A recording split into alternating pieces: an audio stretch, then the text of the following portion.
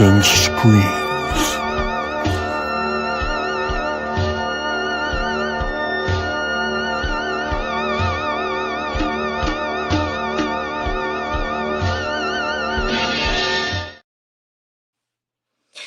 And we're live. How's it going, everybody? I see a couple people in the chat right now, so I'm going to wait for a few minutes until everybody shows up. If anybody shows up.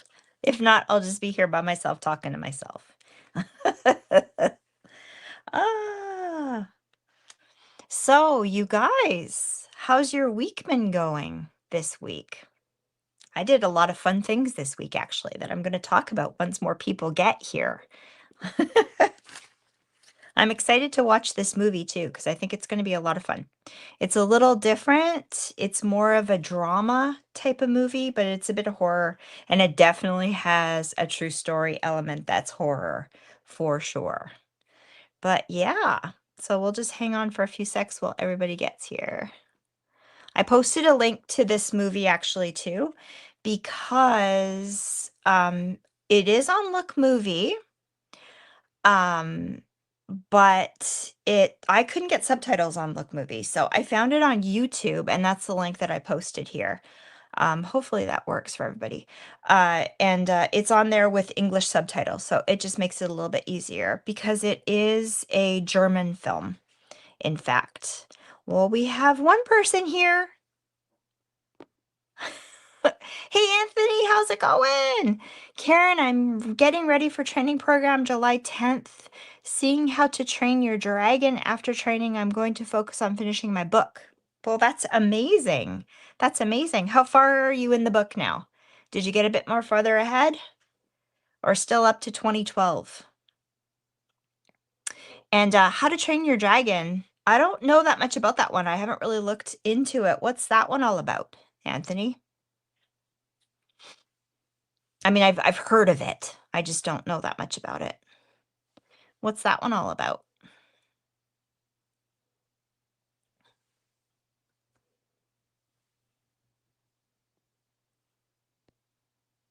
Oh, you're up to 2013. Oh, that's awesome. That's perfect. That's a bit farther ahead than you were, isn't it?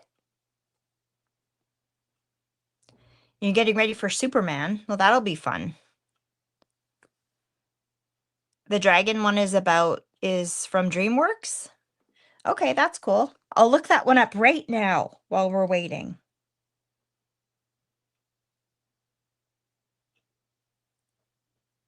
How to Train Your Dragon.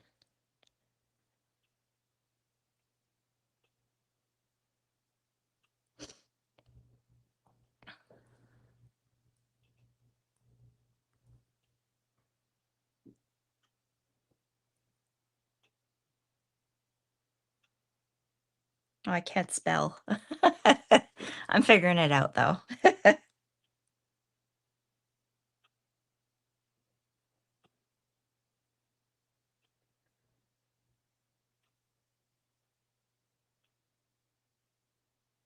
Is this one been out for a while, Anthony, or is this one brand new?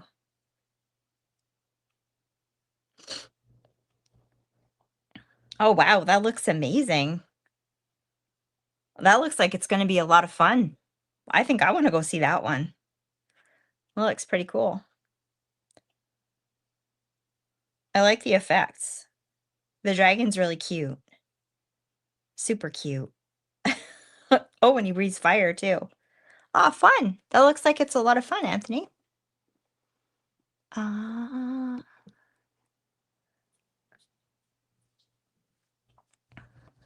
Still waiting, still waiting.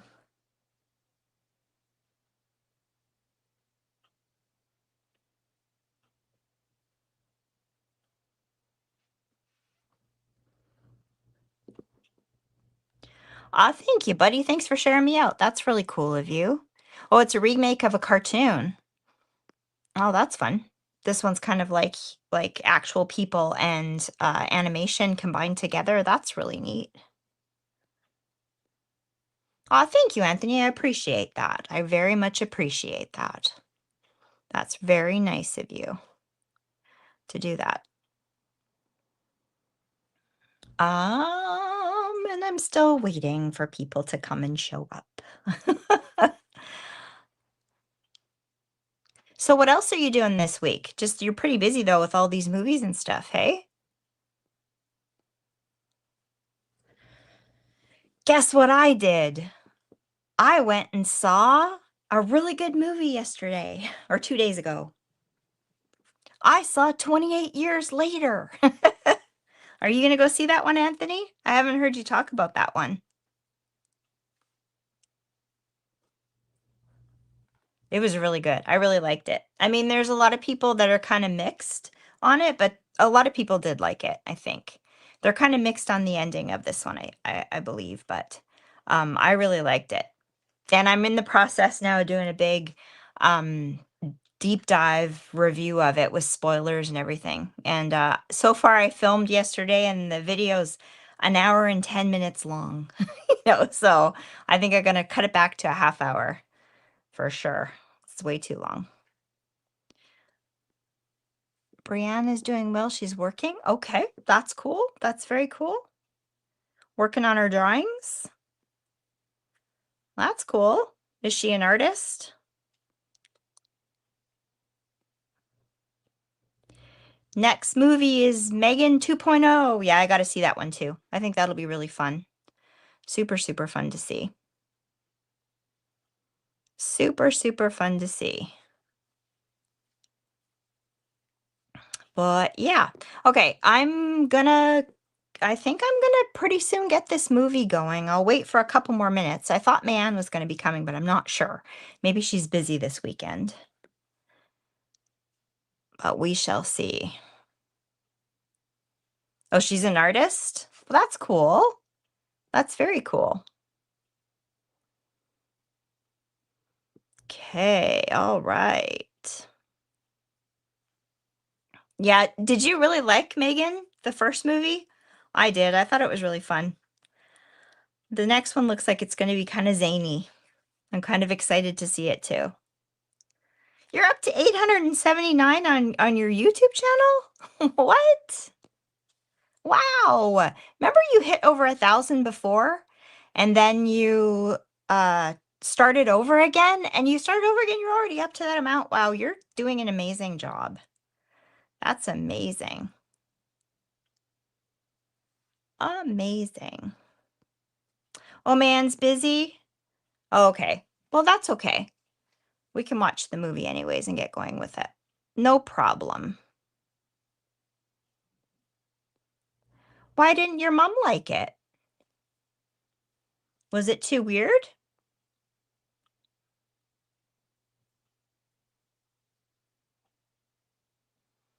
When we went, it was really fun. I mean, it is kind of a strange movie. Maybe some people, it's not for them kind of thing. And it was a little bit violent too. I don't know if she likes that kind of thing or not. Not sure.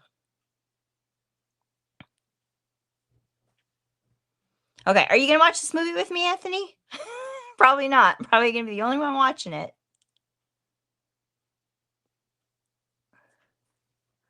Okay. I am going to take one little break. All right, Anthony, and I'll be right back.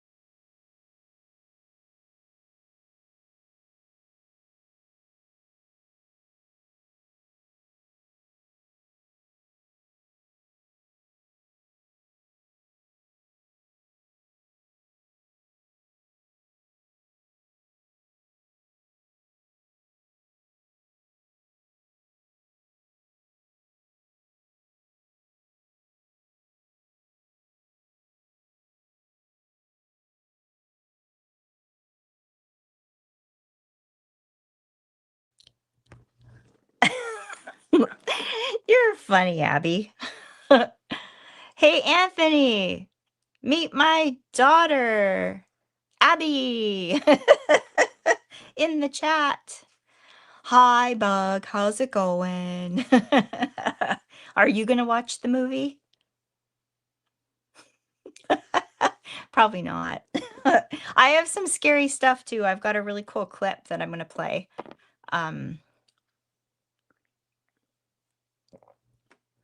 That's pretty freaky, actually, too. But once the movie gets going, I'll play it. You're going to watch. Oh, what's happening? You're going to watch too? Oh, sorry, I clicked the wrong button. Sorry, I got to slow down. You're going to watch too? Okay, be prepared. Hey, Baron Vaughn, how's it going? How you doing? What's new?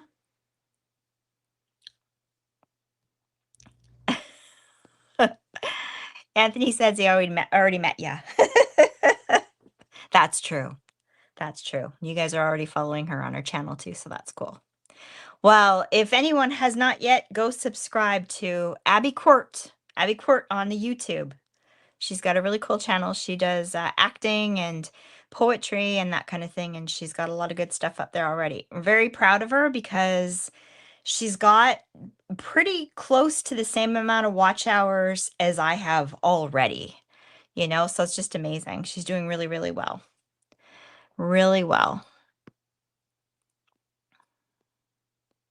Oh, shoot. Wrong button. You're ready for training. That's cool. And that's training for a job, right, Anthony?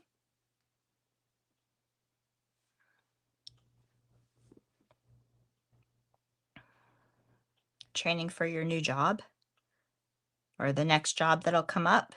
I thought that's what you were talking to me about before.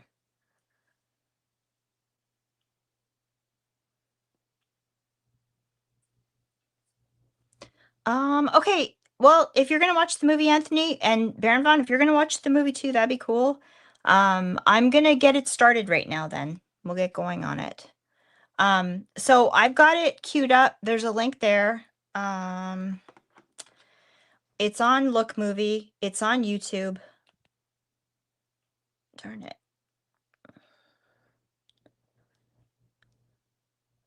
Oh, and I got a commercial already right off the top, so I'll give you guys a countdown in 1 sec.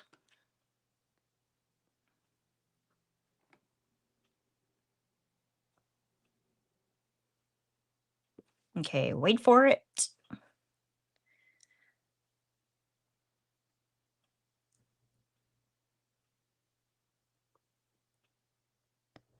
Do, do, do, do, do, do. Okay.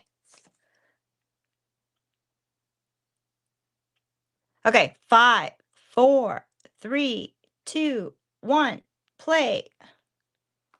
So this movie is called Requiem. It's from 2006. And it's basically based on the true story of Annalise Michaela, who everyone else might know as Emily Rose. So it's about her possession and exorcism and all that kind of stuff. But this one is a German film and it's subtitled, of course. And it's kind of more like a drama sort of show, but it shows her grown up when her name in the movie is Michaela. And it shows her. You're actually driving at the time, but you're listening. Okay, that's cool. That's cool. Okay, you're gonna get a good surprise because I've got some audio I'm gonna play right away too. So yeah, it shows her at she's a teen and she's living with her parents still, and she's going to she comes from a very religious household, religious family, and her mom's very clingy with her because she suffers from epilepsy and she's just worried about her all the time. And anyways, very religious family, the dad too, and she wants desperately to go away to university. That's just her thing. She's super excited about that. And basically she's got her dad on board, but she doesn't have her mom on board yet. She's like her mom doesn't want to let her go, but she's working it, with the dad, and the dad's pulling the strings and making things kind of happen. And she's been accepted, and her mom's finding out right now, and she's pretty not happy about that. But I get it. She's really excited to go, and she has to try that kind of thing. But anyways, this is how the movie starts out. Love this movie. It's super atmospheric. It really gave me the vibes of Sporloose, the original movie that's like the Americanized version, The Shining. Or sorry, not The Shining. What am I talking about? The Vanishing. So it's the same as that. And it gives me that kind of feel. It's kind of that like down to earth kind of, very beautifully filmed farmhouse kind of thing with the family. And yeah, I really love this movie a lot. I just saw it recently by accident, actually. And I really enjoy it. Really, really a lot of fun. Connected to the true life story, which is pretty freaky, man. But anyway, we'll talk about that in a bit. Like I said, I've got some sound clips and things that I want to share about that soon too. But yeah, this one's directed by Hans-Christian Schmid, and it stars Sandra Hüller, and that's who plays Michaela. And what else?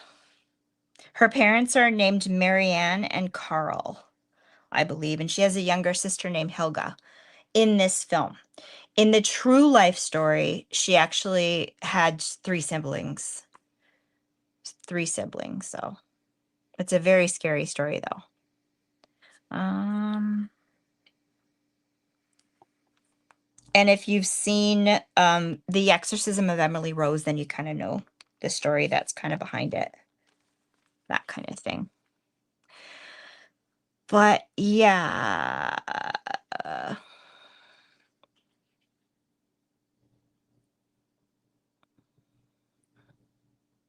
That was weird. My chat's kind of jumped a little bit weird, but that's okay. Yeah, she's so cute. And her dad, it's so sweet. And she's so excited to go off to school. But I guess her mom's worried because the pressure, the stress of it all might kind of set off some of these episodes. And she's just really worried about it. But I get it. You're that age. You want to go. You don't want to be stuck at home forever. You want to go, and going to like post-secondary school is like so fun. Such a fun time. It was for me anyway. You have that freedom, hanging out with friends, living in a dorm, and I think she's actually gonna be living on campus as well, like, away from home. Not too far, though, I don't think. She's a little bit out of it because she's kind of, lived kind of a little bit closed off kinda life, so she's getting into something new, so it's a bit hard making friends, but she does kinda make it happen, so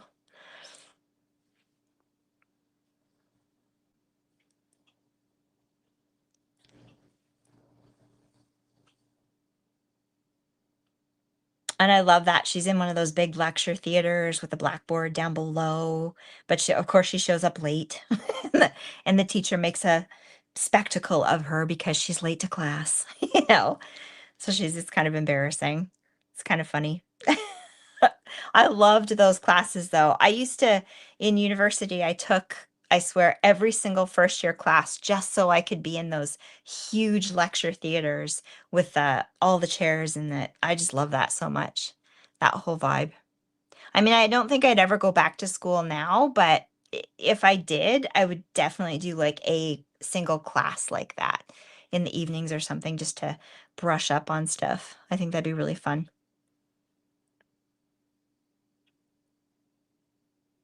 And she kind of meets a girl that she knows from before who kind of looks at her like, oh, great. The kid that got singled out is talking to me.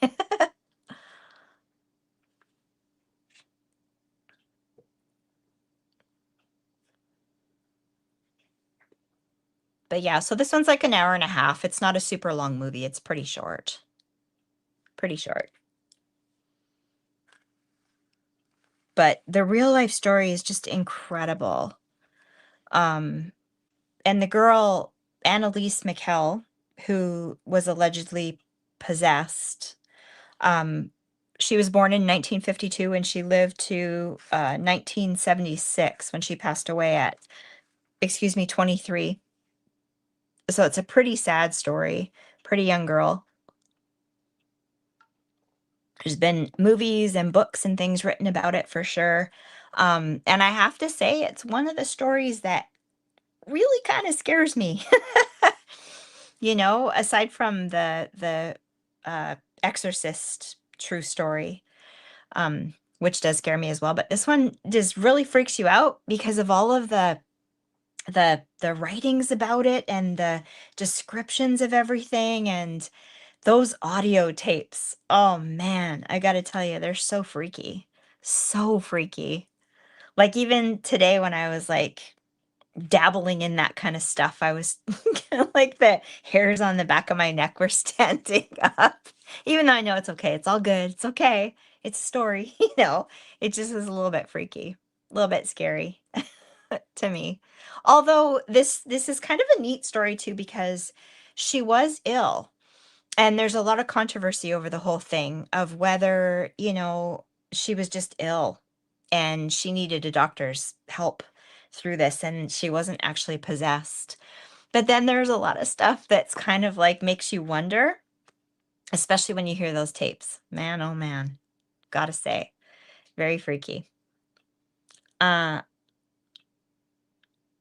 but yeah, the poor girl went through a really hard time, really, really hard time, really brutal. Um, but the outcome and stuff is really kind of strange. I'll get to that later when I start talking about the real stuff more. But we'll let it get more into the movie first. So it's cool. She's met this friend and now they're buddies and they're hanging out together and having a great time and going to school. But she is kind of going home visiting and mom's not super thrilled, about her doing this stuff. But like I said, the dad has a soft spot for her and helped her get there. And the little sister totally wants to be like her, and hear about what she's gone through and stuff like that. So pretty fun. Oh man. It's so weird. I hadn't heard about this one before because I really like The Exorcism of Emily Rose. I really liked that movie too. But I just happened to stumble upon this one by accident and I watched it and thought, "Well, this is actually really good." It feels much more realistic and believable, and it's coming from the perspective of her and the family, right? Going through what they went through, as opposed to the court trial and that the priest and the family went through afterwards. So, it's really kind of weird. But yeah. Okay, I'm gonna start. I don't care, Baron Vaughn, if you're still driving or whatever, you're listening.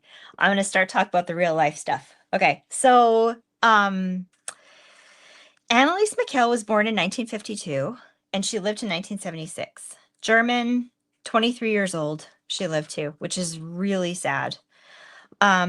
Later on in life, at like about 16, she started to have these episodes, seizures and stuff like that, and they diagnosed her with epilepsy, and some mental health issues as well, some things that were going on, depression, stuff like that.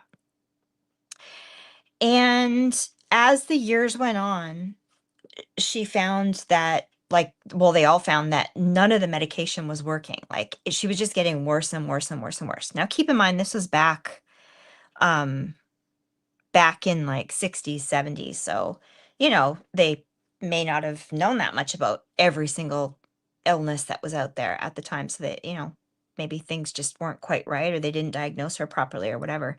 But she kept getting worse and worse and worse. And of course, it was quite a big deal. So the mom, she actually did end up going off to school herself.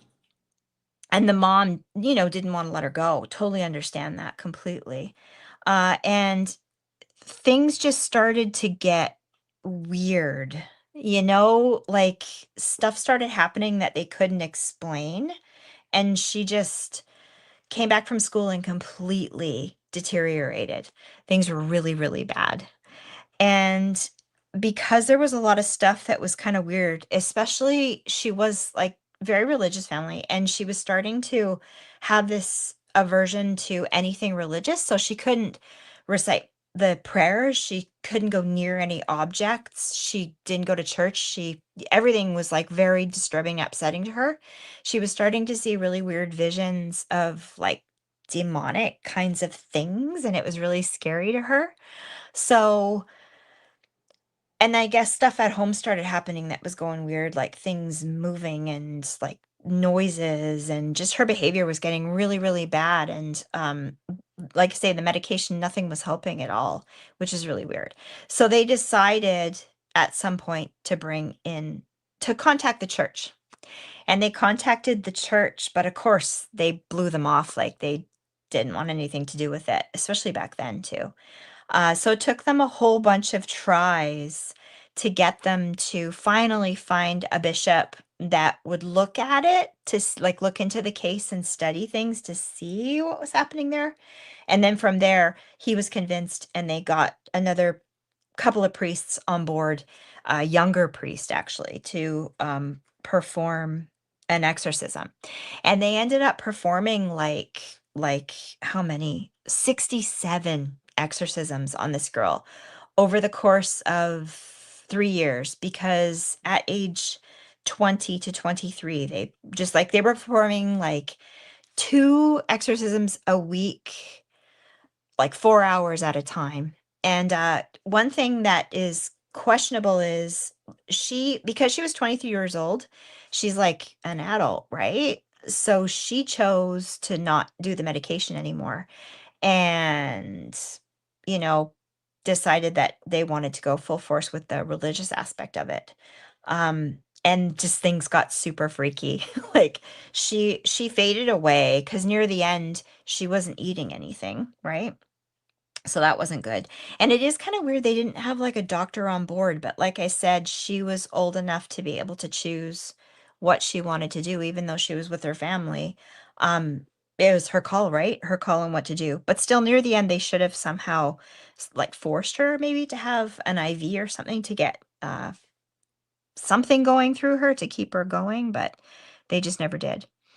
And she um yeah, went through all these exorcisms and weird stuff would happen. Like she would just growl and have these crazy ass voices coming through her that you kind of can't explain. Oh, now we've got some kind of a troll, I think. I appreciate that, but if you're here to watch the movie, that would be really cool. And I've got a link in the description if you want to watch the movie. Yeah, so she would growl in these voices, and she spoke in languages that she just couldn't have known. She spoke in Latin, and she spoke in um like other languages, like um and just knew things that she shouldn't have known, that how she was talking, that kind of thing. And she I guess they kind of debated that, like she could have perhaps okay, that's enough for that. See ya. But yeah, she so freaky, but they debated on that because they thought in university she could have perhaps maybe learned some of this stuff or read about these things, but they felt still it was kind of odd because she'd only been there for a while, and they weren't sure that that's what it was. But yeah, really, really weird. So they have audio tapes out there of her voice, and it's got so many different things going on in her voice that it's sort of like hard to explain. They can't explain it. They're not really sure if she could have faked that voice, if that would be a possibility, just because of that. And apparently she had, well, I wrote it down, six or more. I forget where I wrote it here.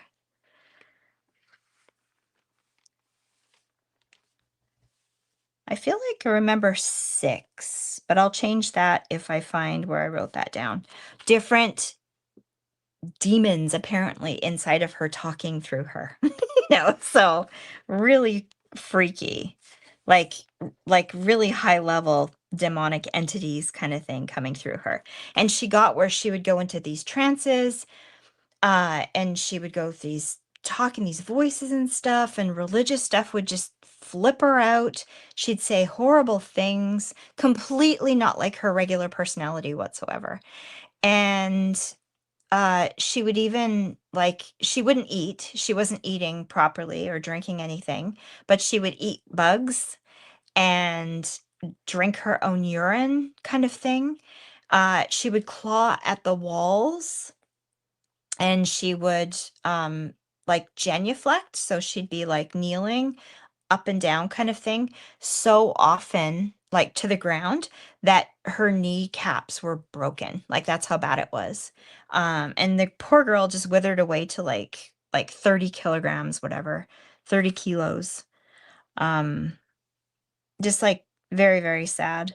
So they kept trying to help her and performing these exorcisms on her, and it just progressively got worse and worse and worse and worse. Um, but they stuck with her and kept at it kind of thing. And yeah, in the end, I'll tell you the end afterwards, but yeah, so very, very scary. So if you guys are ready, I'm gonna do this. I will let you, I did a little clip that I put together with a sound bite of Annalise uh, talking as herself when she was well, and then a clip of her talking with like one of these entities talking through her, allegedly. It's pretty freaky. I did a little bit. I'm probably gonna get in trouble for this on YouTube for doing it, but I'm doing it anyway. Um, I will play that for you. I just did a short little clip, and to be fair, it's for educational purposes. So, um, yeah. Okay, are you ready? I think it's gonna be loud, but if you're ready, I'm gonna play it. Here we go.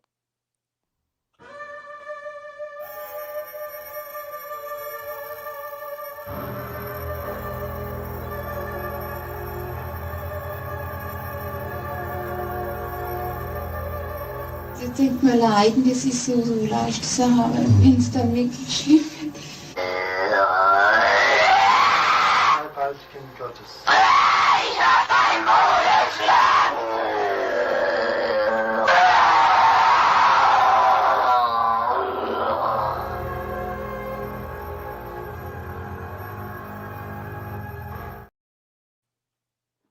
What do you think? Ah, that freaks me out so much. I can't even. It's so scary. I wish I could have played more because there's even more portions of it with, and they outline kind of the different, I guess, as they're talking to her, they're translating the Latin and that kind of thing, and she's saying things as certain demonic entities, which I'm not even going to name because I'm too scared to do that. But yeah, and what's weird is when you listen to her voice, you try to imagine her, doing that, this little tiny fragile thing, that was talking so sweet before, in the first portion of it, and then so crazy like the other part, where it almost sounds like a whole bunch of different voices are coming through at the same time. And there's been, specialists that have looked at that and can't explain it, how a human being could make those sounds to do that. So anyway, you listen to that. Go look up the audio tapes. Listen to all of it, and I defy you to do it late at night in the dark by yourself. Cuz it's pretty freaky. I think it's freaky. Oh, I just don't know. I mean, gosh, for her mom and that must have been so horrible. And just all the stuff that was going on. So scary. What do you guys think?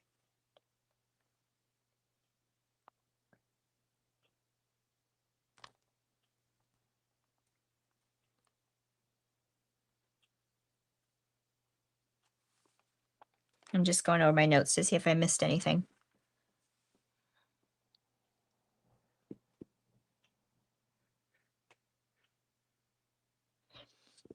And then I guess later, they when she was getting close to it just not getting any better, um, she was seeing visions and stuff. I think of like angels and, God talking to her and that saying that um she was doing it uh like for like allowing this to happen. He was allowing it to happen to her, and she was in turn going through it as a sacrifice for, wayward youth and some of the bad priests that were happening at the time are coming up in the modern church kind of thing, like dying for them, kind of that kind of thing.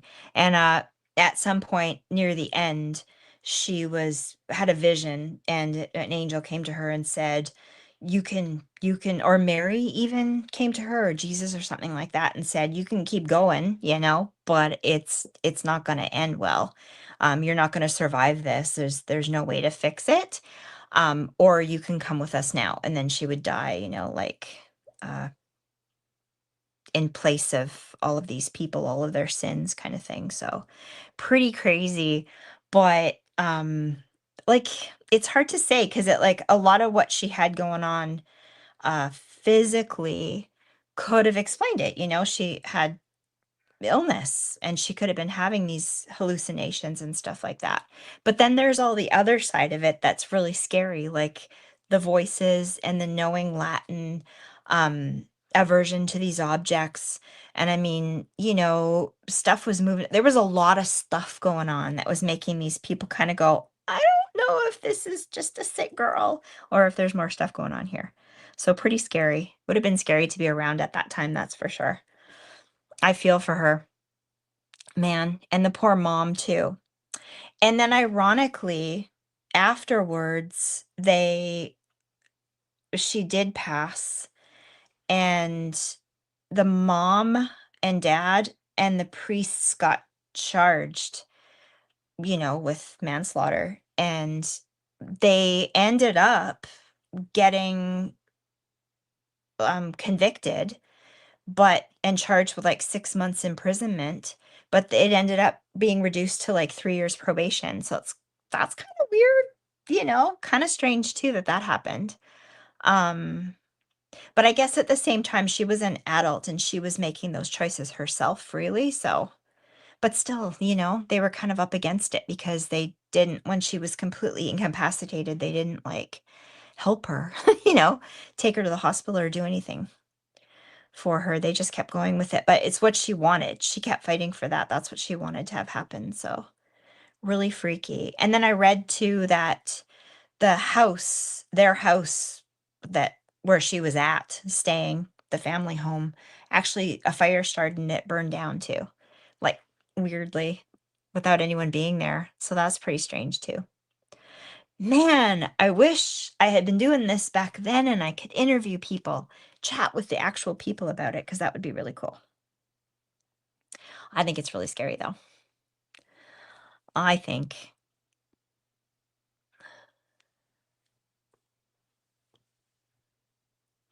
But this movie's kind of neat because it's showing the whole thing, but just from the perspective of her, and what she's going through at the time, and being ill and trying to convince the priest right now to help her, because she's hearing these voices and seeing things that she doesn't want to be, and she knows spiritually there's something wrong and she needs the help, and she's just not quite getting that. I guess everyone's chalking it up to the mental health issues kind of thing.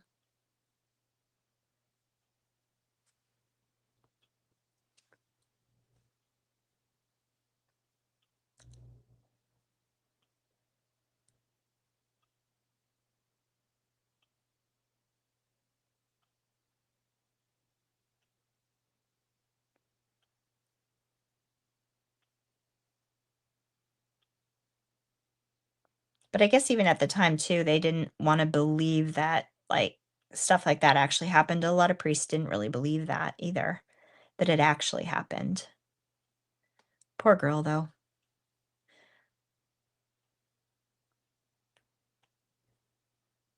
And there was no reason for it to happen either, because she came from a religious household and didn't do anything. Like nothing happened. It's just like she was doing all the right stuff and she got possessed. Like that made no sense to anybody either. Almost like she was just trying to get attention or something like that. But that's pretty far away to go to get attention, I think. Pretty creepy.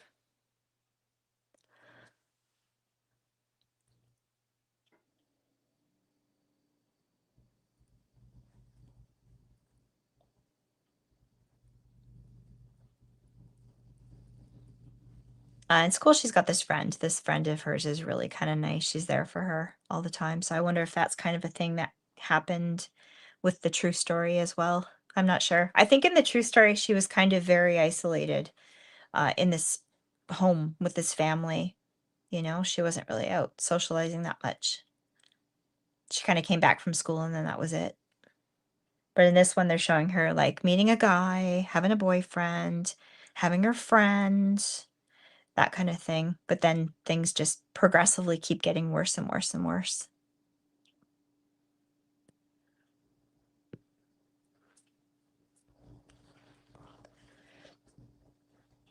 Are you listening, Baron Vaughn?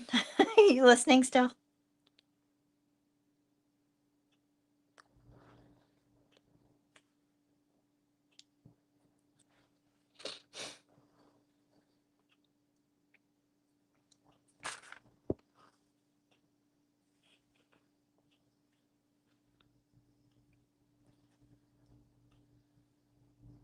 Yeah, Stefan. I thought that's what his name was.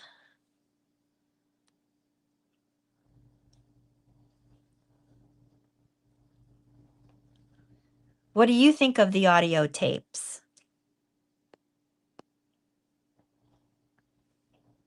I wish I could play more of it on here too, but I know I'm probably going to get in trouble even for showing that tiny little clip just for everyone to have a reference. But I wish I could listen to all of it because some of it's really creepy. Really, really creepy.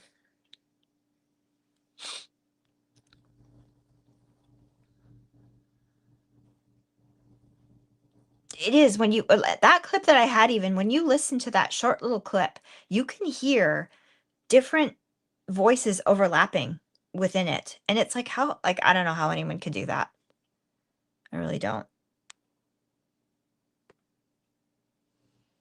And just suddenly speak all of those languages and know all of those things, be able to say all those things would be really weird. That'd be a lot. Like you'd have to put a lot of effort into that, especially if you weren't well. If you weren't well, how could you study and research all of that and put all that in there? I don't know.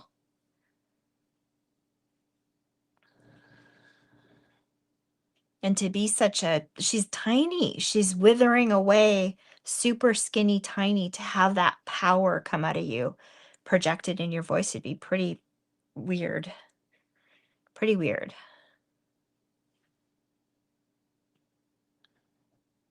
I'd like to see someone do another movie with the possession side of it and really capital like really get into that, the sounds coming out of her and that kind of thing. I think that'd be really cool without CGI, spider crawls, and all that kind of stuff. I think that could be really something. There's another movie about her, I think, too, that I haven't seen. I forget what it's called. I'll have to look for that one too. This one's pretty cool, but like we don't get into that much of that side of it in this movie.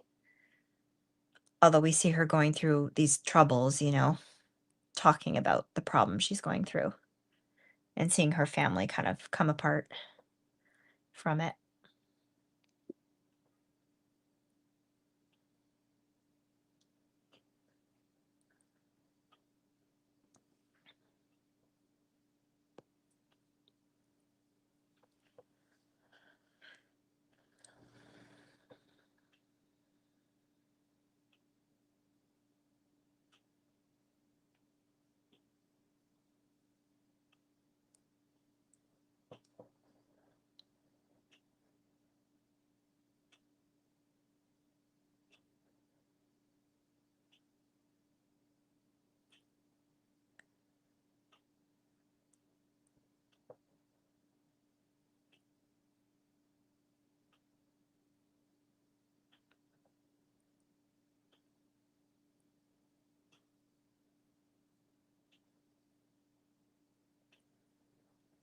Yeah, poor girl. She's trying to just live her life as a young person and have fun at school. And she's got to go through all of this. Not fair.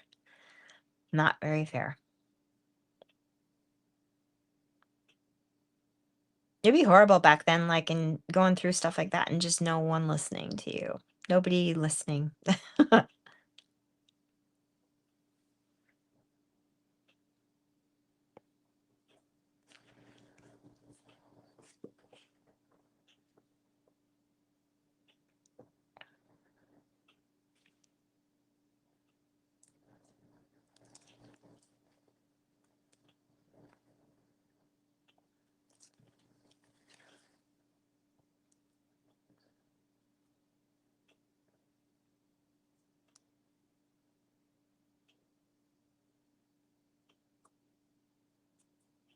Yeah, so very weird. So very weird. Such a good film, though.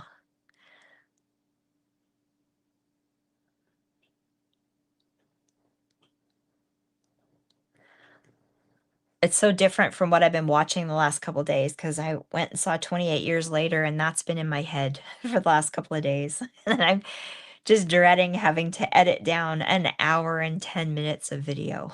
I gotta get it down to like 30 minutes. That's gonna be rough. I just had so much to talk about with that movie. There's so much going on there. And that was really fun. I really liked it. I should get that video up probably Monday. I'm hoping Monday, maybe Tuesday. We'll see. Because I still have a bit of editing to do, but I'm going to try to plow through it as quickly as I can. Although, once you start adding clips and whatnot, it gets to be kind of a lot.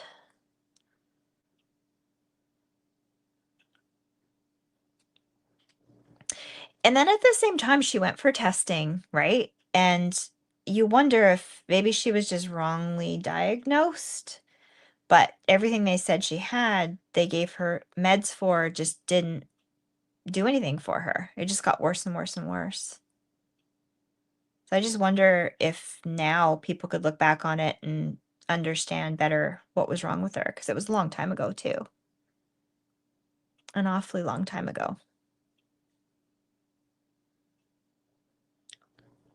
But like I say, some of the weird stuff that happened, I don't know, pretty crazy, pretty strange.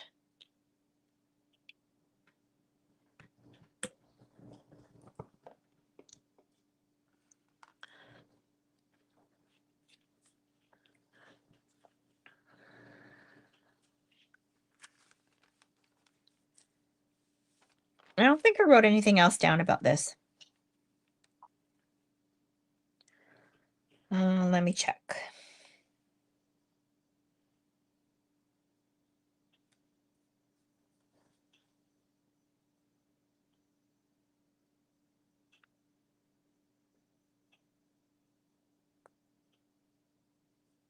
But like I say, the priest that did believe it must have felt there was something going on there, especially to be performing like 4-hour sessions twice a week for so long.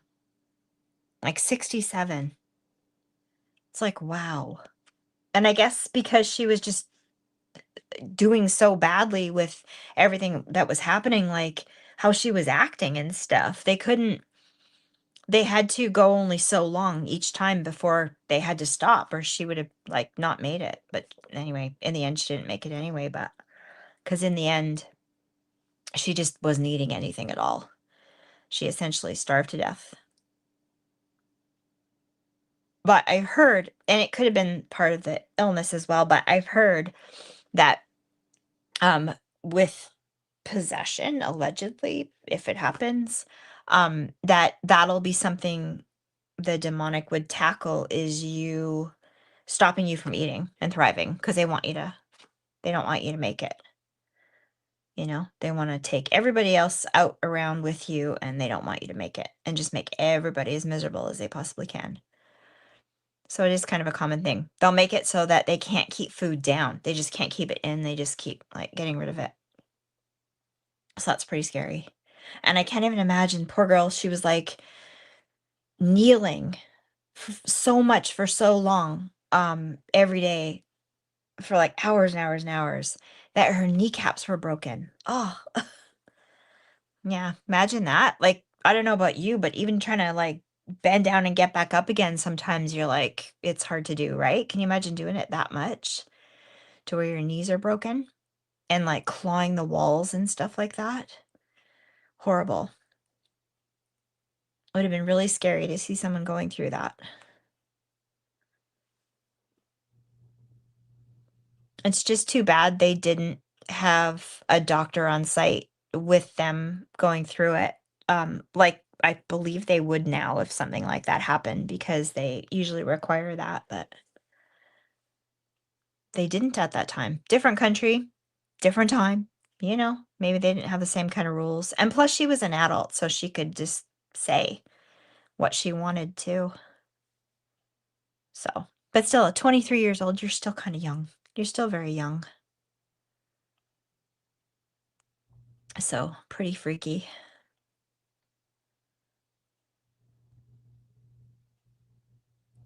Oh, and she's met this nice man.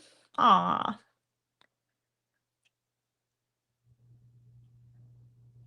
Yeah, it's gonna be very sad. Very sad to see.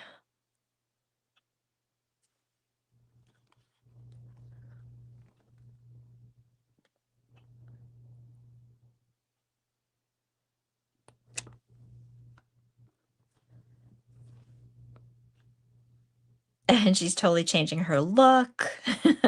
New clothes. Fun stuff. Gosh, that time in my life I remember was so much fun.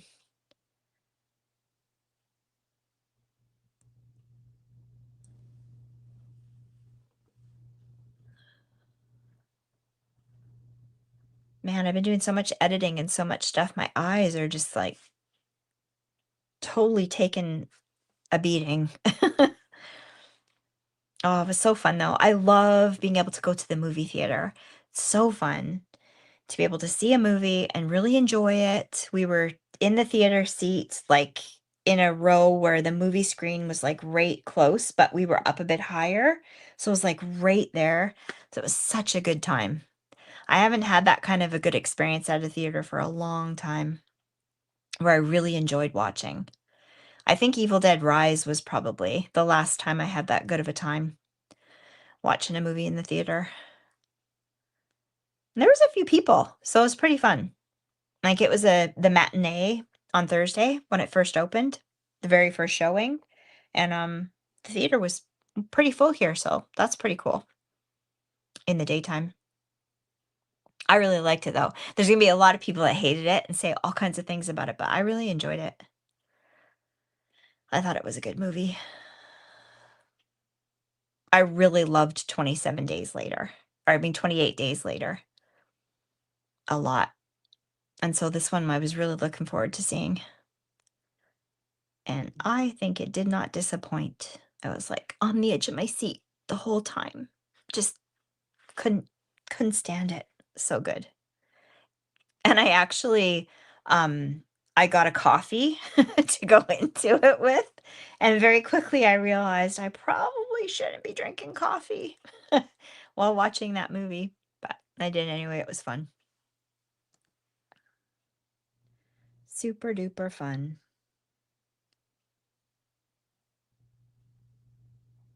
But it is one of those kinds of movies that you have to watch it and you have to kind of almost do a little bit of research after you've seen it to understand all the parts, but I love that kind of a movie. Super fun.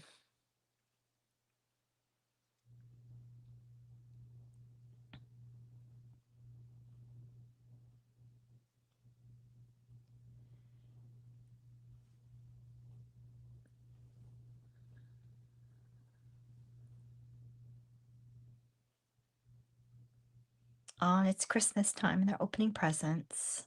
Well, that flashes me back, especially that kind of tree with the ornaments. So fun. Ah, great time. Great time of life back in the 60s, 70s. Really, really fun.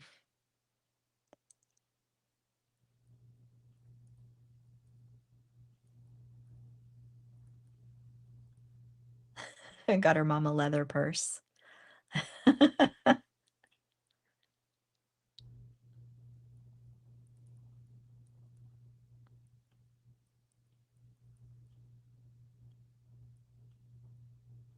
I can't remember what she opens there.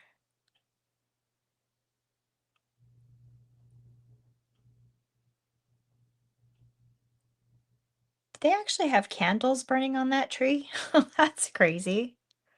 I remember hearing about that, but I think by the time I was a kid, they didn't do that anymore because of the fire hazard.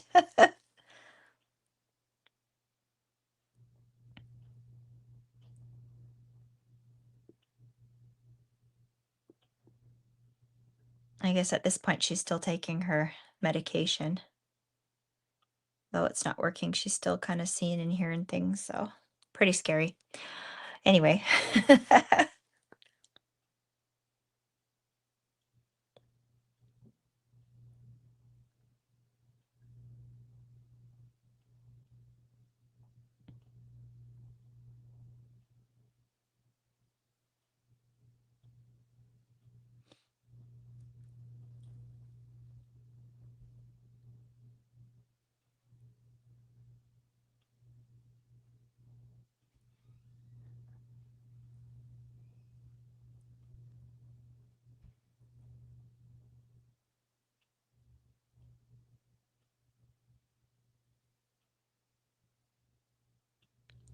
Oh, there's lots of tension happening with the family now.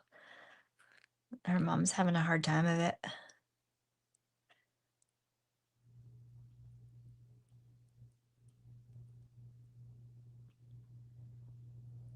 Yep, looks like candles to me.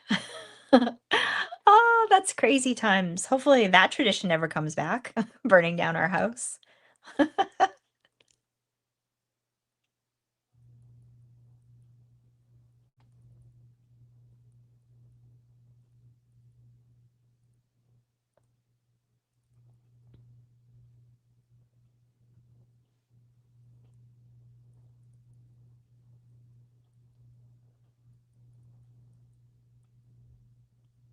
Wish I didn't have to work.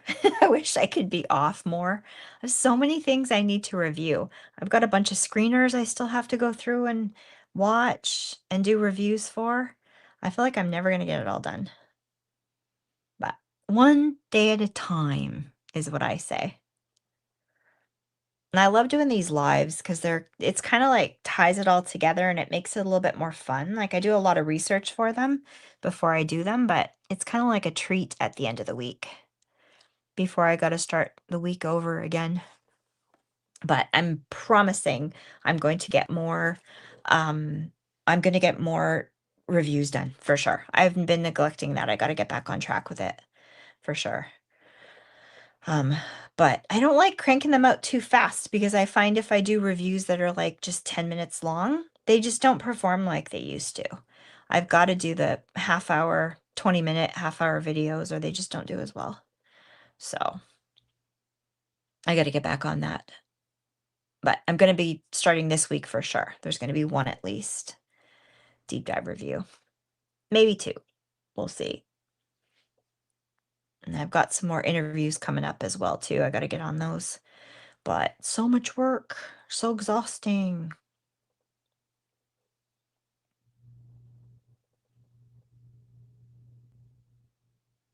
She's having some kind of an episode right now. Or she's really struggling with the, I think, religious thing. And they're running after her. But it could be like one of her seizures or something too. It just seems a little bit weird. A little bit more than that.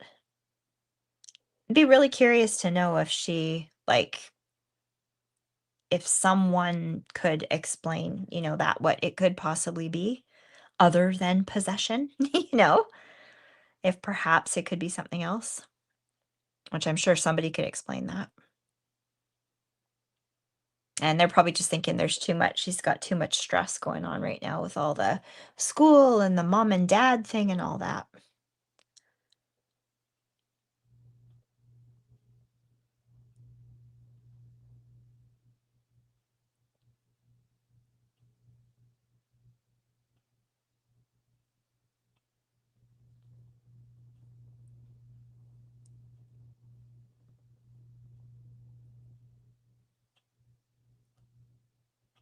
I guess she's finally going to get someone to listen and help.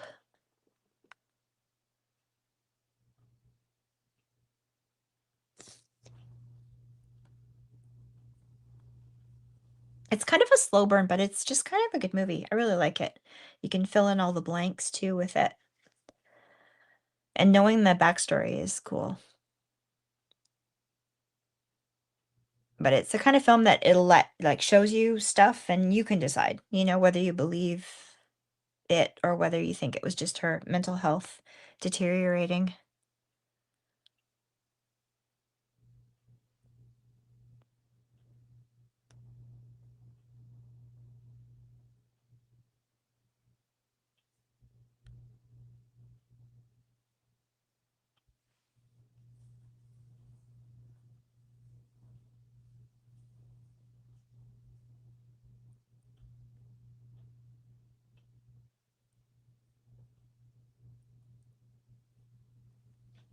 And she's questioning why her, why is she going through this?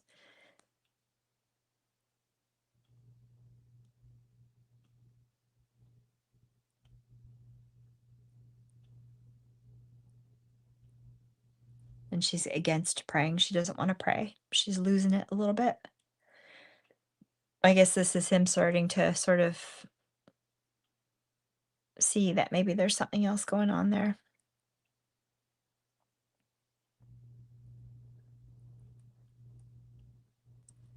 I remember when I was a kid, my dad was getting into the church and he talked about this stuff and I didn't know anything. I don't think nobody really knew that much about exorcisms and all that kind of thing back then. Well, they didn't talk about it anyway. But I remember him telling me that the person that's doing the exorcism would bring in a sacred artifact, something that they had from the church or in their possession that was very, very holy and very religious. And they would secretly bring that into the room of the person and hide it, like under the mattress or behind a curtain or somewhere in the room. And that would be one of the tests that they would do to see if someone had something going on that was bad, like there was something demonic involved. If they reacted to it or they knew about it and they couldn't know about it. So I thought that was I was so scared of that back then. I thought that was so scary. And now people talk about it like it's nothing. It's kind of common knowledge. They have it in all the movies now. But I always thought that was really weird.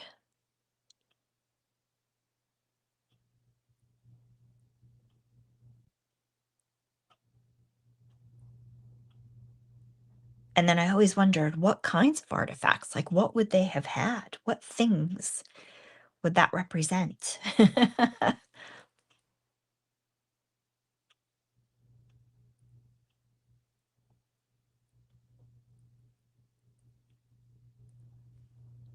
Hmm.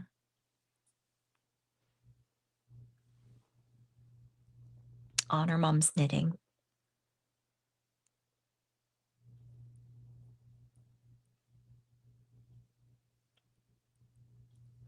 I guess her mom thinks things are happening that way because she's being wild and living a really crazy, frivolous, crazy life. So all the bad stuff's coming to her, but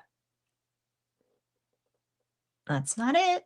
Maybe it is it though. Like maybe if she'd stayed home, it wouldn't have flared up as bad. Who knows? That's rough. Rough letting your kid go at that age and then having this kind of thing happen too. It'd be pretty brutal, pretty hard.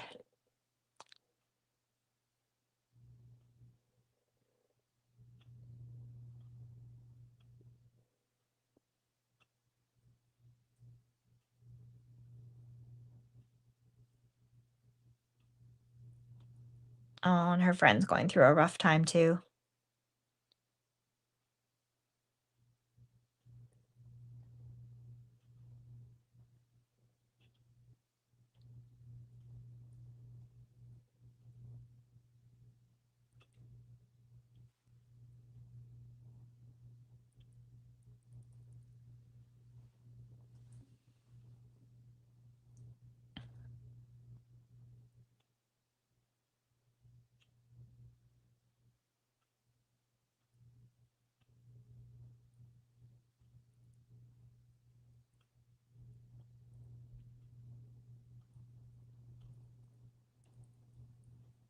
And then she's telling her she hears voices. That's scary.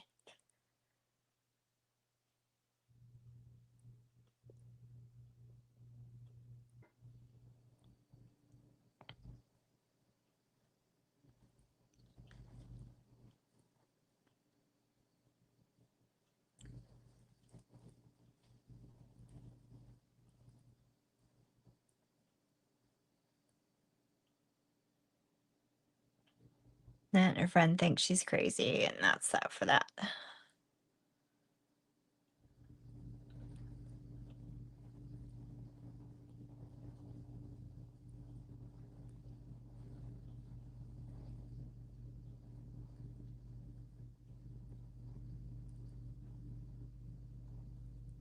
It's so frustrating because we know she's gonna go. It's gonna go very badly, to the end. So it's pretty sad. Pretty sad.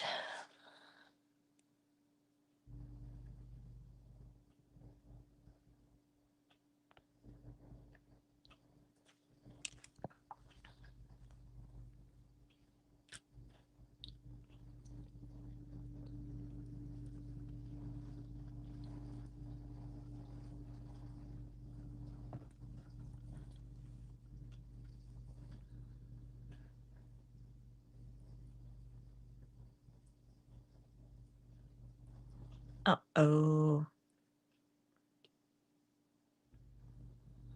Are you still driving, Bear Vaughn? Are you still listening? You're in a long drive.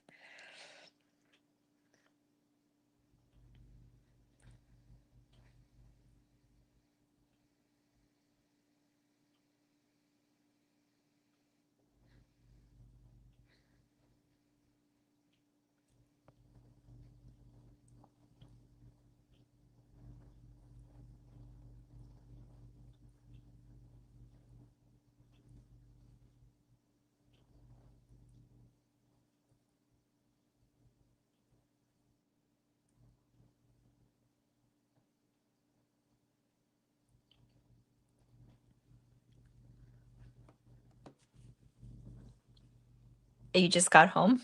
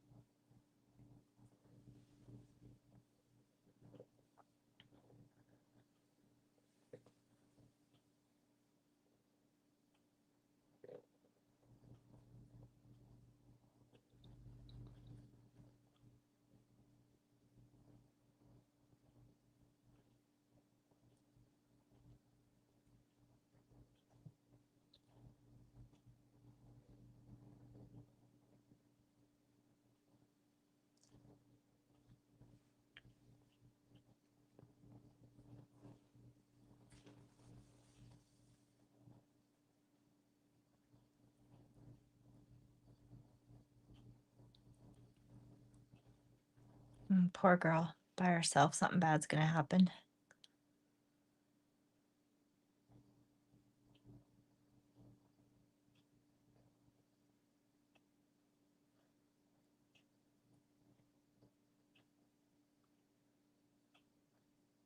Hmm.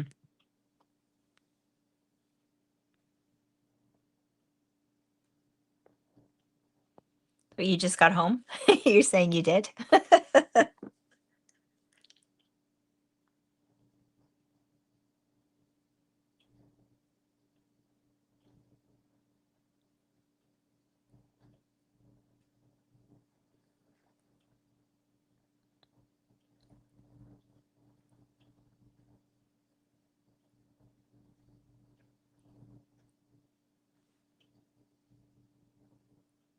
She's working on the typewriter too, and she's trying to re-ink the ribbon, and she's just very angry and frustrated and impatient. This is like, I remember those days when you had to do that, ink up the typewriter ribbon. I never could type that way. I always got my sister to type up my essays and stuff because I just couldn't do it. She was so good at it, you know? It would take me probably a day and a half to type something up. Back in the day when there was no computers.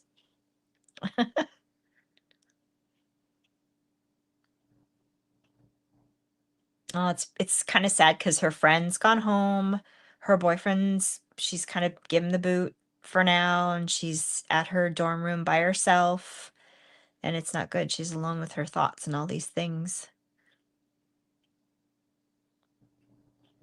And people are starting to notice she's acting weird.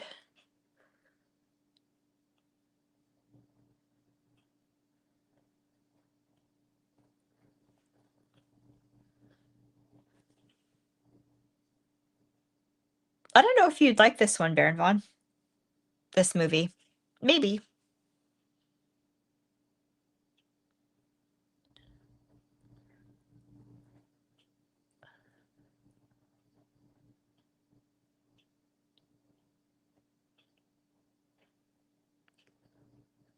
I mean, there's probably lots of details in this that I'm missing, actually.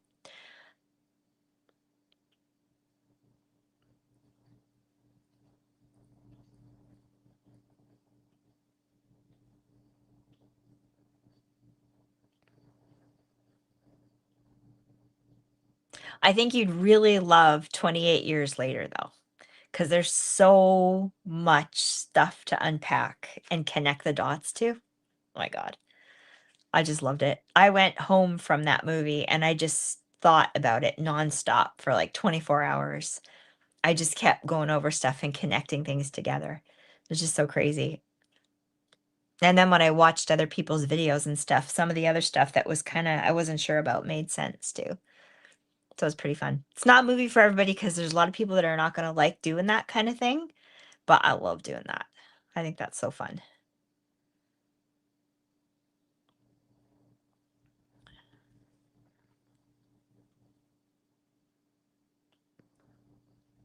You've seen this one?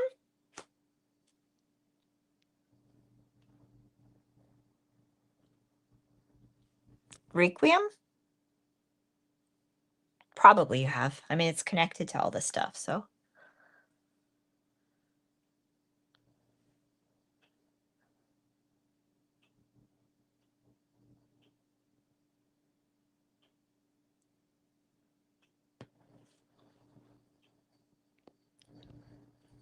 Yeah, mixed reviews about 28 Years Later.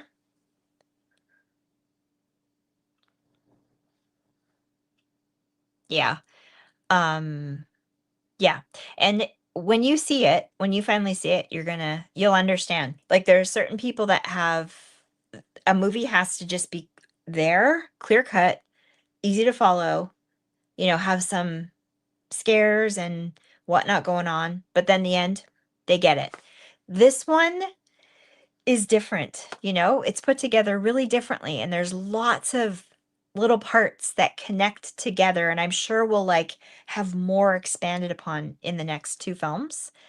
But I really liked it because you could really dissect it. I love it that for that. And you kind of have to research a bit, but you can tell like while you're watching it, you can see little parts that you're going to have to pay attention to, even if you don't quite know understand what they are. I love that. I just love it. It was really clever, really fun. And I think it's the ending of this one that everybody has an issue with. That does have an issue. The ending of the movie.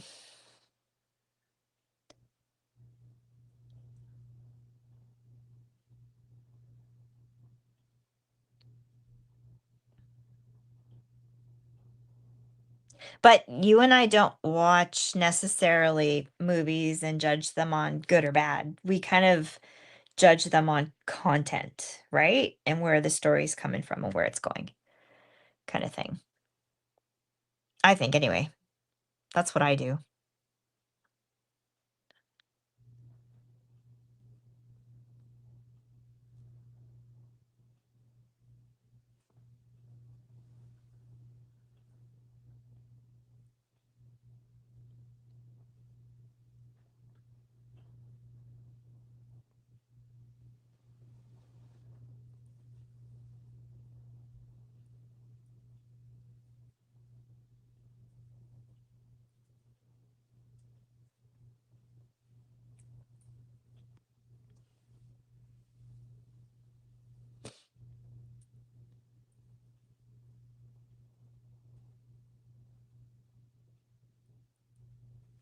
Isn't there another movie, Annalise Mikel?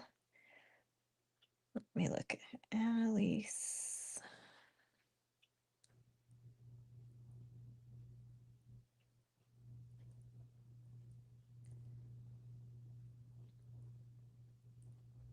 The Exorcist tapes. I don't think I've seen that. Annalise, The Exorcist tapes. From 2011. Have I seen that one?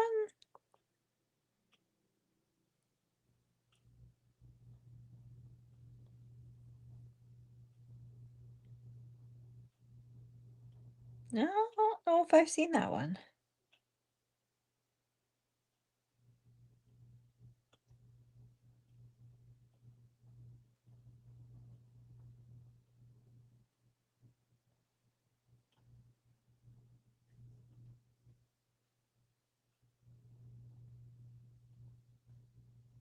I'll have to check that one out too, I guess, and see what that's all about.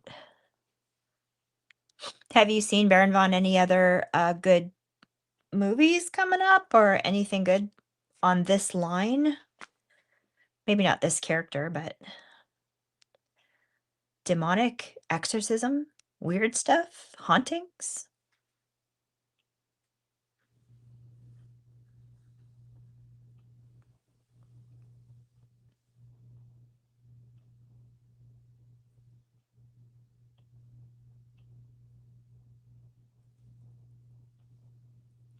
Well, I guess now they're kind of questioning her.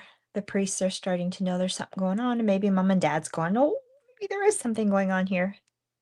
Oh, that's terrifying.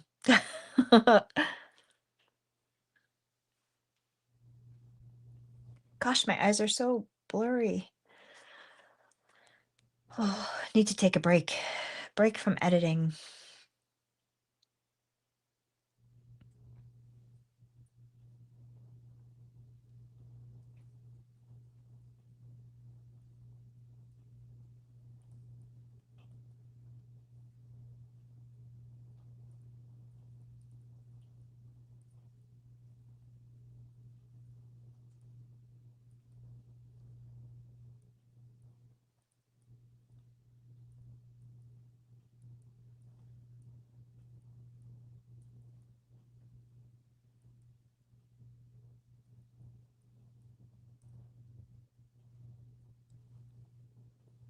And I guess they're fighting over it.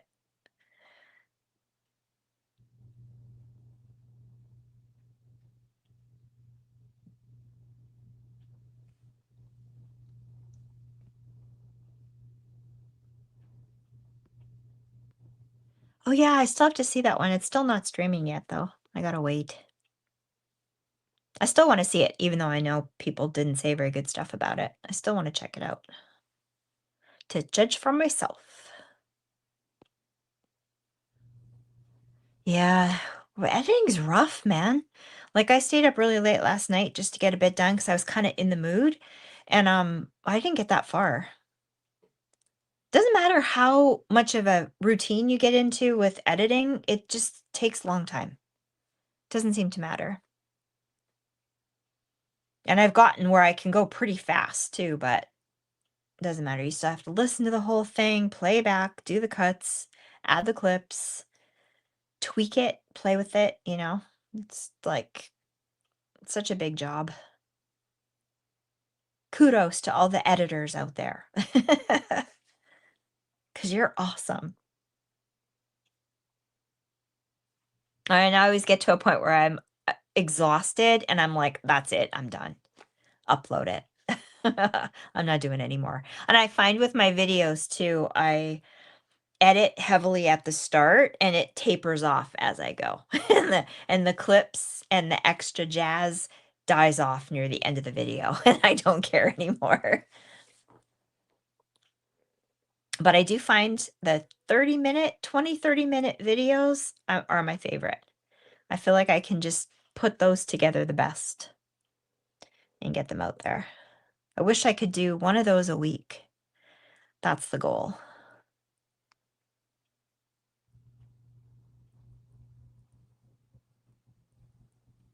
Because there's certainly an endless amount of movies that you could watch and review, that's for sure. That'll never end. But just getting the time to do it and be motivated to do it is really hard.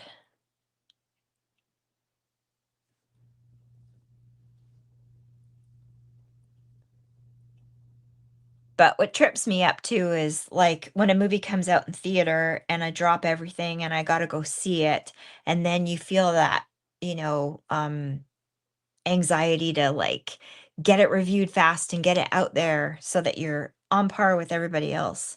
That's hard. That's what trips me up and throws me off. And then I just end up really tired and not doing anything for a while, for a few weeks after that. I don't know. These people that go to all the latest movies and just like review them all so quickly. Wow. Too exhausting. I can't do it. I guess if you don't edit, like if you don't really edit, you just kind of like film and upload really quickly. Just like do a few cuts and that's it. Then it's not as bad. But I like to go back in and really add stuff to it. Because otherwise you're just saying your opinion for a few minutes and who cares? You know, it's like it's got to have some fun stuff added to it to be watchable. I think anyway. I'm not clever enough, is what I'm saying, to come up with like a quick review on the spot in the moment that would be worth watching.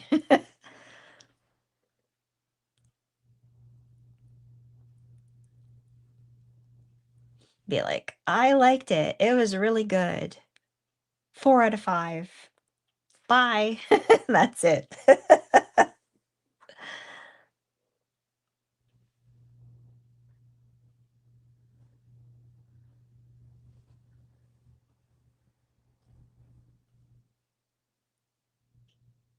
That's kind of cool. She can't touch the cross on the wall.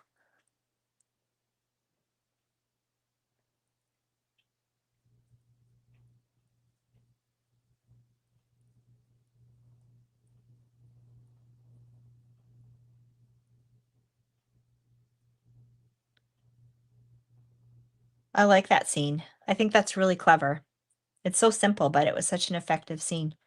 Her not being able to touch the cross on the wall and just being like off put, like, don't touch me, stay away from me, kind of thing. And it wasn't all CGI and special effects and all of that. It was just very subtle and simple. I like that.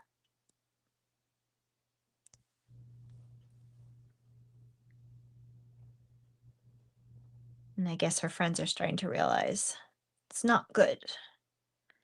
Not good.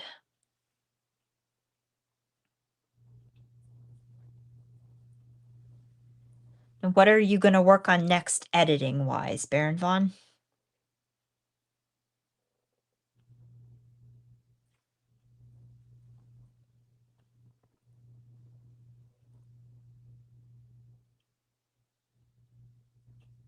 I love shots like that where they're driving and there's the countryside, because it just like really shows you they're in a different country. I love that.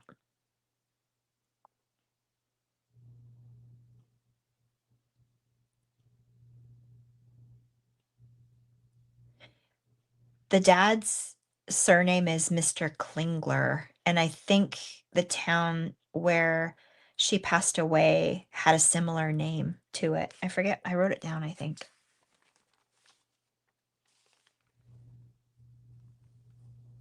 Yeah, that's his name. And where she actually, well, maybe I didn't write it down.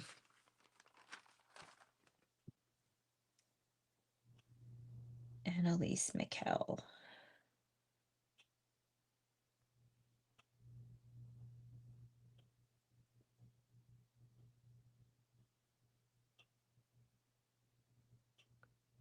Klingenberg. Young German woman who died after undergoing 67 Catholic exorcism rites in the year leading up to her death in 1976. The rites were performed in Klingenberg, Germany, where she lived, and were done in an attempt to free her from demonic possession. She was diagnosed with epileptic psychosis and manic depression and had a history of psychiatric treatment before the exorcisms began.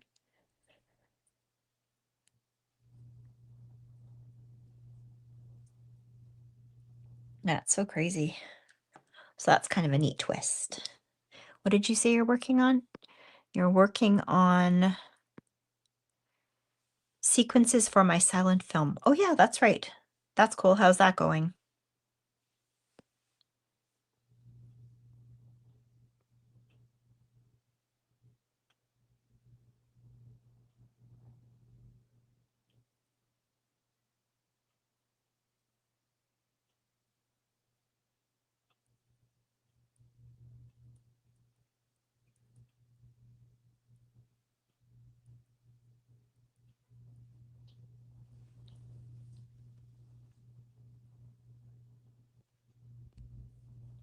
You're trying to find music for it.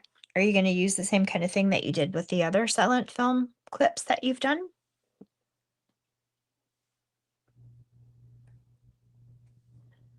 And she spit soup in her mom's face. She's not eating. You're stumbling through it.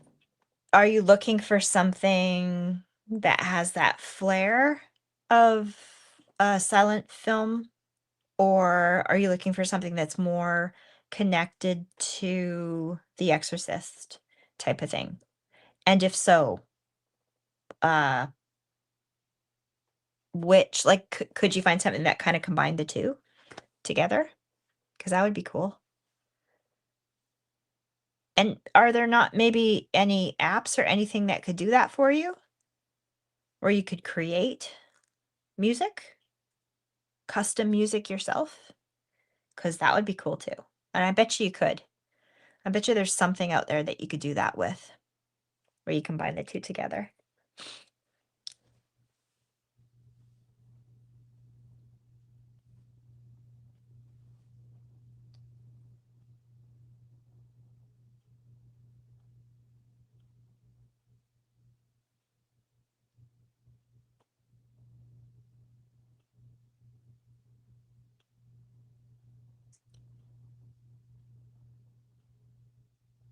Oh, this is a freaky scene.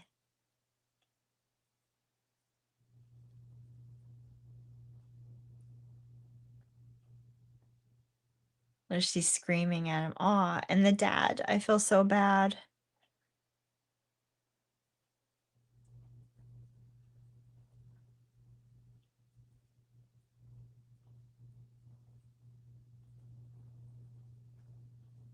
And sadly, it's going to just get worse from here.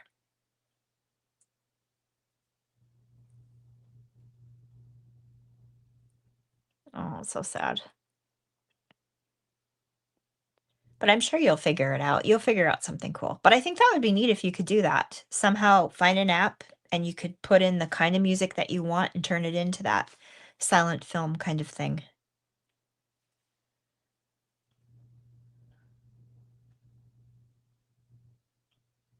My brother, I remember when I was a kid, my brother, he was a lot older than me. He was really into Charlie Chaplin movies and stuff.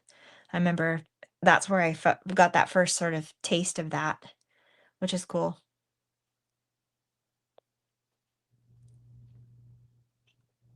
I loved those kind of films. It was really neat.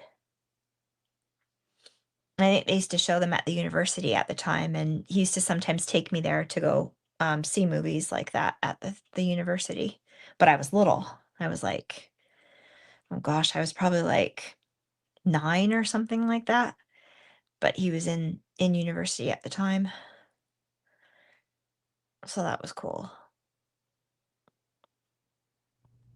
I think that's why when I first saw that the first silent film that you did to do with The Exorcist, that it just appealed to me so much because it flashed me back to that time seeing those movies. And it was just neat that you took that of all things as a subject and put it together that way. I thought that was really neat. Really different. I don't think I've ever seen anything like that before.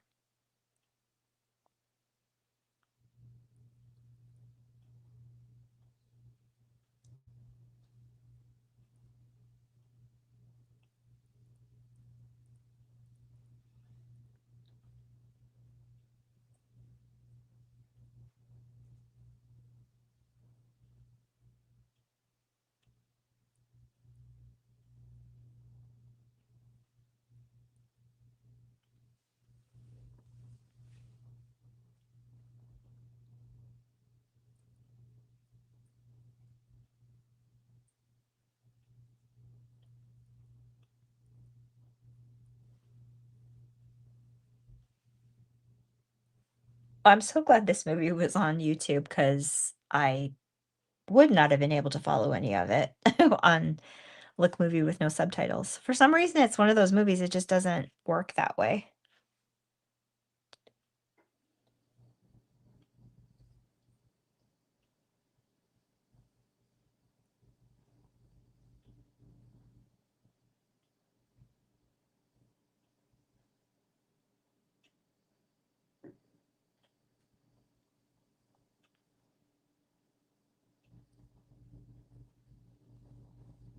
It's so sad, like, they finally believe her and seeing all of that come out and knowing she went through so much stuff by herself and no one would listen. Terrifying.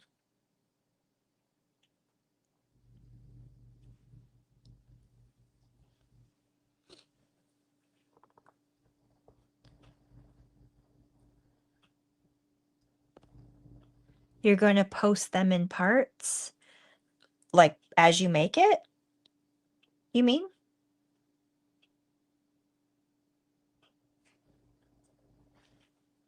And then, if that's the case, are you going to have a complete sort of short film or video at the end?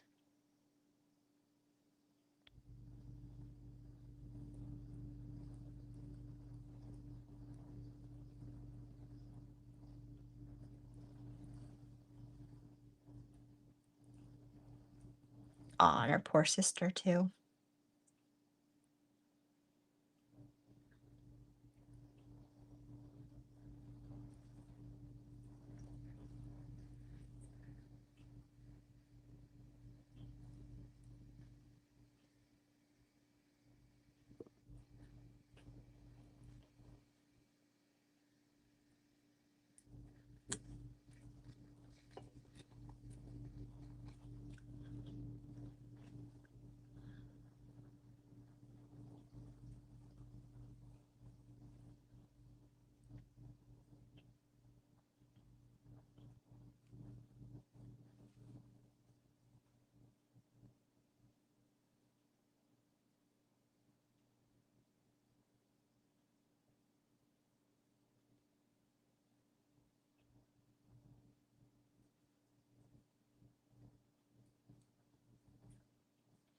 And in the real story, too, her mom insisted that her daughter had the stigmata as well. So I guess they were seeing things appearing in her flesh, too. Like, I think crosses, like crosses in her hands. Or something to that effect. I don't know.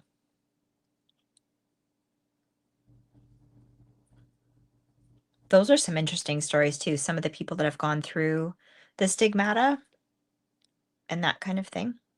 I remember hearing about all that stuff when I was younger, and it freaked me out. Because apparently people going through that as well, a lot of times they have, like, oils coming out of them, and so you can smell these amazing florally kinda smells in the room when they're going through it, even though it's such a horrible thing to go through.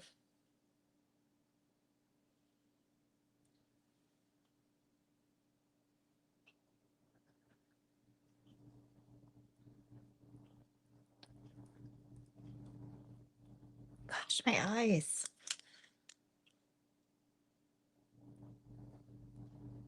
I hate days off sometimes, you never get enough sleep, and when you finally start to feel rested again, you gotta go back to work. Oh, if only we didn't have to pay bills. Life would be so much better. Uh,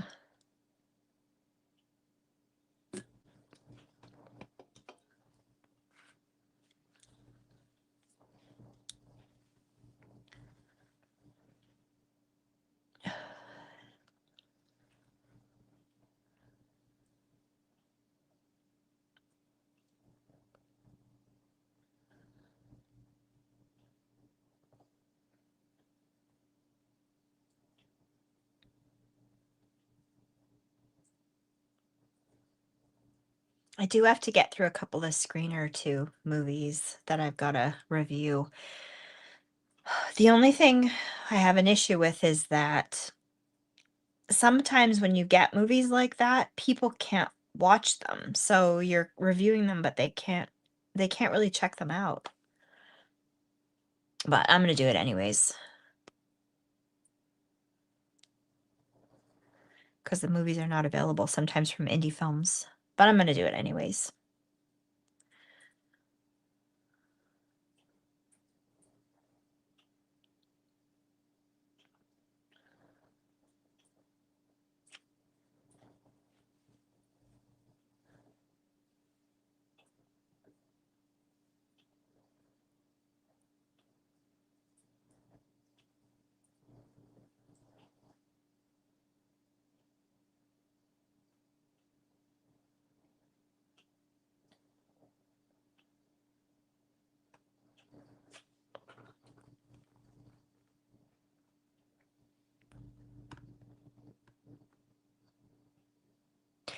The only thing with this movie that's really weird is the subtitles they chose to use are a light blue with a white outline, so they're really hard to see. I don't quite understand that choice, you know?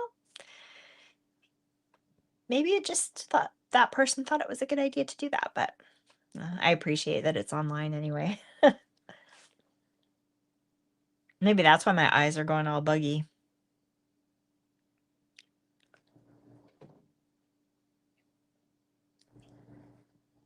And they keep talking about Holy Catherine.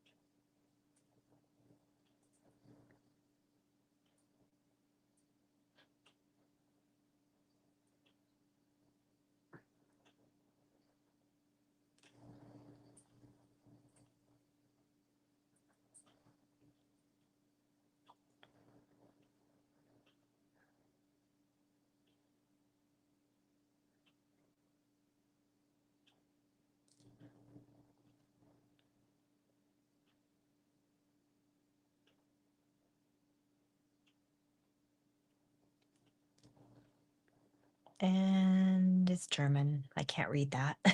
There's no subtitles for it. But anyway, that's the movie. And it was kind of a nice ending, you know? But such a creepy story. And I want to declare right now to the world that I want to learn German. I really do. I had a friend recently who can count to 10 in German, and I was like, that is the coolest thing ever. That's one language that I never really thought about learning before, but I think that'd be really cool to learn or to try and learn a couple of phrases, you know? I think that would be really, really cool. Very, very neat. So that's my goal. And then one day maybe I can watch this film and others without subtitles because I'll understand what they're saying. I don't know. I don't know if German's really hard to learn or what, but I think that would be really fun. You're going to post them in parts and you're working on some title cards. That's cool. That's kind of how you're breaking it down. How long is this segment that you want to do? Like, how long intact is it going to be? Like a longer video or just like short? Just little segments. And is there a theme with this one that you're kind of putting together? I think it's very cool though. I really liked that one that you did before. Really clever, really creative. I can see how it took a long time to do though, because it's very different. It's not like anything I've seen before with that kind of thing with The Exorcist. So I think that'd be really cool to see. But yeah, I appreciate the work that you put into it. You know, especially when you're chipping away at it, you want it to be just perfect. You could just play and play and play and play and play. Like I could totally edit a video for a year. I really could. Just keep going over it until every single little tiny part is perfection, you know? I could see that. Totally could see that. Yeah, and I don't know why maybe we all don't do that, because I don't know, I don't know, YouTube and everything just kind of makes you rush, there's that feeling of get it done and upload it and be fast and get it through quick. It's like, why do we have to do that? Why can't we take a bit of time to do stuff? They make movies and they take a long time to make them. Why do we have to be fast? 15 minutes is a good amount of time. That would be cool. I'm sure that would probably take you a while to do. Because the other one wasn't that long, was it? Was not 15 minutes that I remember seeing. I don't think. Maybe it was. I don't know. And I'm guessing we lost Anthony probably after I did that little sound clip. It was like, I'm out. See ya. Oh, I don't know. Yeah, this movie was really fun. I really liked watching it. I love that storyline. It really does scare me the most out of all of the possession stories that we have all heard of before.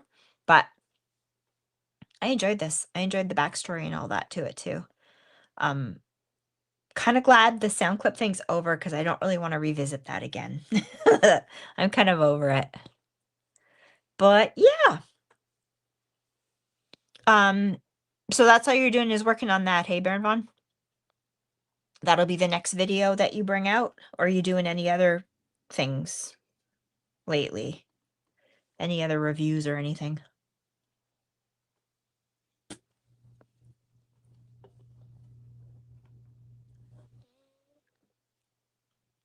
It looks like the last you and I were talking, and a bunch of people reached out to me too, that Keith's taken a bit of a break now too, so he's not around. Guess we won't be doing lives with him for a while. So hopefully he gets a good rest and refreshed and comes back at some point. But I totally get it. It's good to take a break, I think, every now and then and not be kind of in it hardcore in the middle of everything all the time, because it is a lot of work doing this stuff for sure. I think anyway. Getting stuff going on and whatnot. This sim working. Yeah, well, you and I both. Work, work, work. Are you ever planning on retiring? Because I would love to do that. That would be so cool. I probably never get to retire, actually.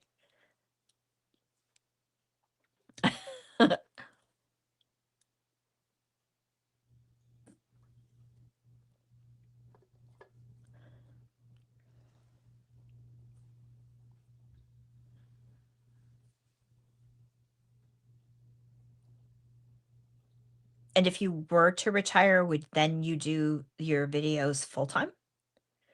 Would that be something you'd be thinking about doing?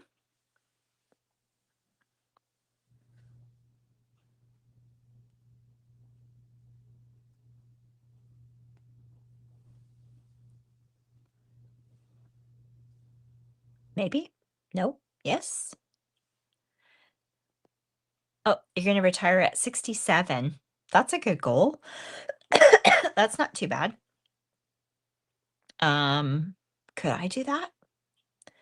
Maybe. Maybe. If I put my mind to it, maybe I could. I don't know.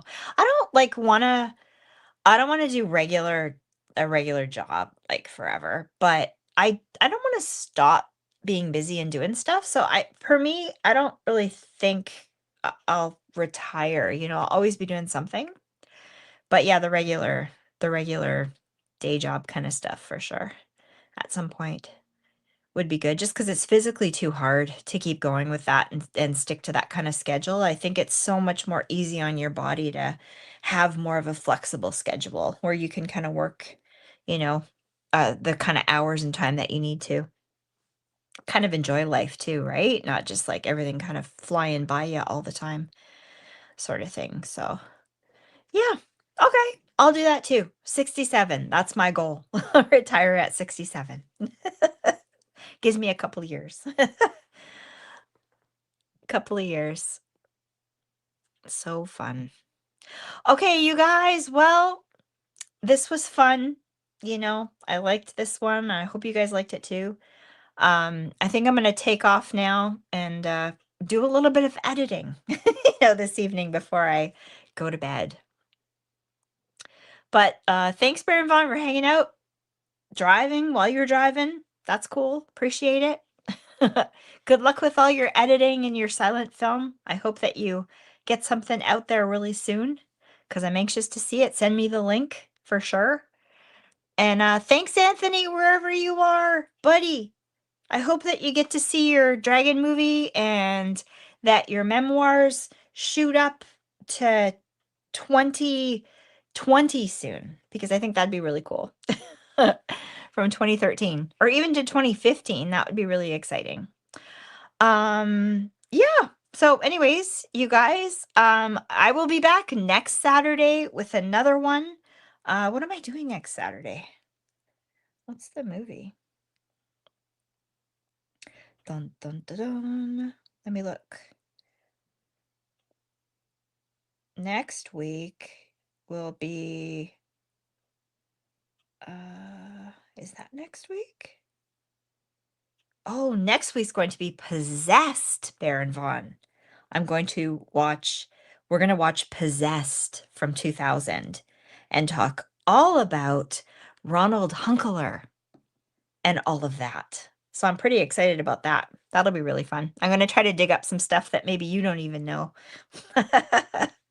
But anyway, that'll be next week. Same time, same place. See y'all there. Yeah, thanks, Baron Vaughn. Thanks for hanging out and listening. And it was nice chatting with you too. Okay, you guys, have a great evening. We'll see you again on the next one. Bye, guys.